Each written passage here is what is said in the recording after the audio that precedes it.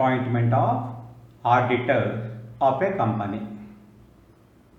The appointment of auditors are broadly grouped into two broad headings, that is, appointment of first auditors and the appointment of subsequent auditors.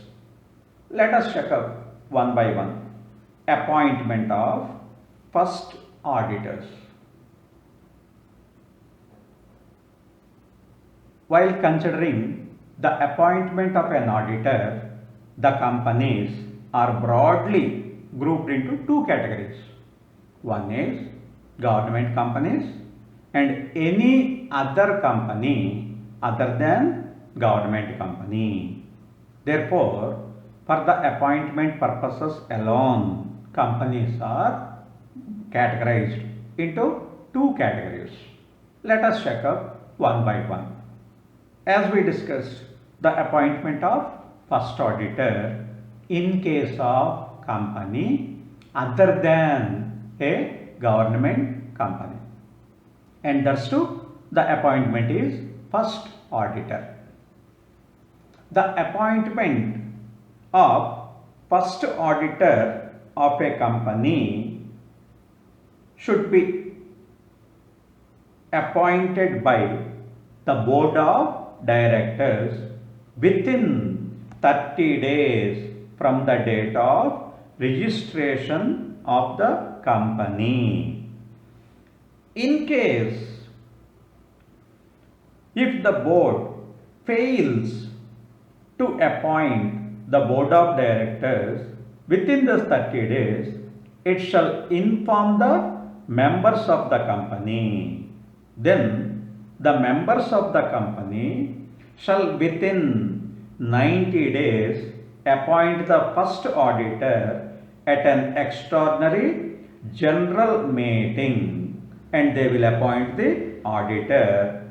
Thereby the company can have the first auditor. Therefore, the first auditor appointment in case of a company other than a government company will be summarized like this: appointment by board, and that's too within a period of 30 days from the date of registration of the company. If the board fails, then the choice goes to the members, where the members are authorized to appoint the first auditor of the company within 90 days in an extraordinary general meeting. Such an auditor's term will be up to the first annual general meeting. Now, let us consider the appointment of first auditor in case of a company, that is government company. As we discussed, for the appointment purposes, the companies are broadly grouped into two categories. One is government company and any other company other than government company.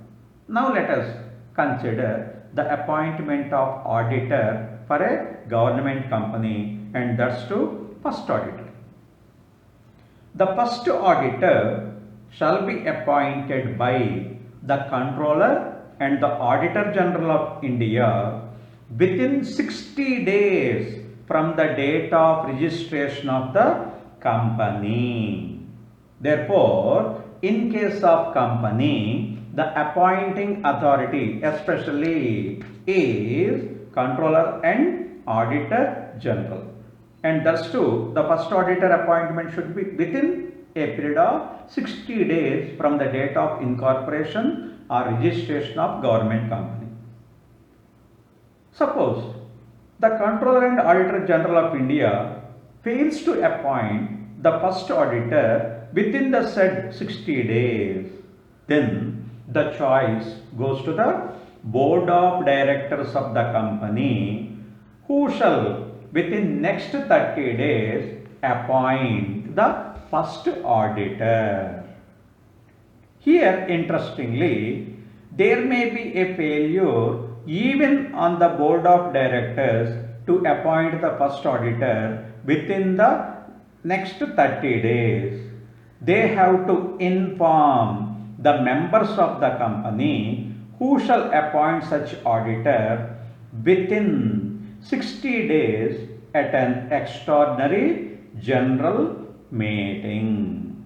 Therefore, in case of a company, that is government company, the appointment of first auditor rests in total in three parties. That is, basically with the controller and auditor general up to 60 days from the date of registration.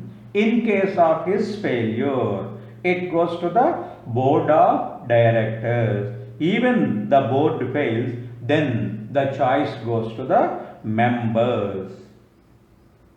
Therefore, the first auditor tenure will be up to the first annual general meeting. Therefore, let us consider what is a government company. A government company is a company in which not less than 51% of paid up share capital is held by central government or by any state government or governments, or partly by central government and partly by one or more state governments, and includes a company which is a subsidiary company of such government company. Let us now recapture appointment of first auditor.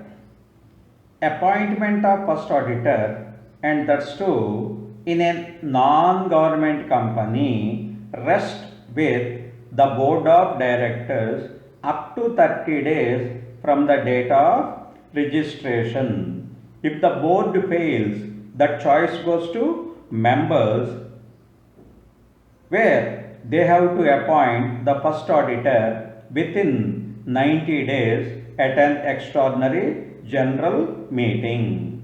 The tenure of such auditor will be up to the first annual general meeting. Coming to the appointment of first auditor in case of government company, it goes to controller and auditor general within a period of 60 days from the date of registration. On his failure, the choice goes to board of directors up to 30 days. If board also fails, then finally the members will have to appoint the first auditor within 60 days. Whatever may be the appointing authority, the tenure of the first auditor ends by the conclusion of first annual general meeting. Now, let us consider the appointment of subsequent auditor, or it is also called as reappointment of auditor. As we have discussed, appointment of company auditor, the companies are broadly divided into two. One is government company, the other one is other than government company, that we can call that as non-government company. Now, let us check up appointment of subsequent auditors in case of non-government companies. Every company shall at the first annual general meeting appoint an individual or a firm or an LLP as an auditor, and the tenure of such auditor will be from the conclusion of that meeting till the conclusion of its 6th annual general meeting, and thereafter till the conclusion of every sixth meeting. Therefore, the tenure of 5 years. Now, let us move on to the appointment of subsequent auditors in case of government company. The Comptroller and Auditor General of India, within a period of 180 days from the commencement of the financial year, will appoint the subsequent auditor of a government company. But the tenure of such auditor shall hold office till the conclusion of next annual general meeting. Therefore, in case of government company, the tenure of the auditor will be from the conclusion of first annual general meeting till the conclusion of second annual general meeting. Therefore, the tenure may be around 1 year always in case of government company. Whereas the tenure of auditor in case of non-government companies may be a period of 5 years in case of individuals.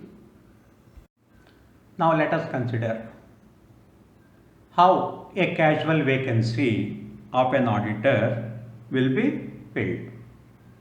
The term casual vacancy means the vacancy for the post of an auditor may be caused due to the death, insolvency, insane, disqualified, or resignation of an auditor. If such be the case, let us consider how to fill this casual vacancy. Let us check up one by one. If such a company is a company other than a government company, it has to be filled by the board of directors within a period of 30 days from such casual vacancy.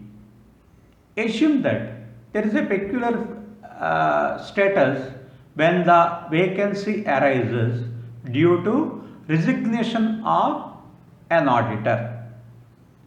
If such be the case, the appointment due to such casual vacancy shall also be done by the board of directors, but that appointment shall be approved by the company at a general meeting convened within 3 months of the recommendations of the board, and such auditor shall hold the office till the conclusion of next annual general meeting only, but not for the balance period left out by the casual vacancy auditor. Now, let us check up how the casual vacancy of an auditor will be filled in case if that company is a government company. Remember one thing, the appointment and all the matters relating to reappointment has to be taken up by the Comptroller and Auditor General in case the company is a government company. Coming to the filling of casual vacancy in case of a government company, generally it has to be filled by the Comptroller and Auditor General of India within a period of 30 days from the vacancy, whatever may be the ground for vacancy. Suppose in some exceptional cases If the Controller and Auditor General of India does not fill the vacancy within the set period, then the choice goes to Board of Directors of such company who shall fill the vacancy within next 30 days. Let us consider the other important provisions regarding the appointment of auditors. A retiring auditor may be reappointed at an annual general meeting if the following conditions are satisfied. 1. If he is not disqualified for reappointment. Second one, he has not given the company a notice in writing of his unwillingness to be reappointed. That means he should not request the company, don't reappoint me. That letter should not be there in the company. Third one, a special resolution has not been passed at that meeting appointing some other auditor or providing expressly that he shall not be reappointed. This is another important thing. The meeting of the company should not pass a resolution. First one is appointing another auditor, or a resolution passed that not to reappoint the existing auditor. This should not be there. And finally, at any annual general meeting, assume no auditor is appointed or reappointed. If such be the case, the existing auditor shall continue to be the auditor of the company.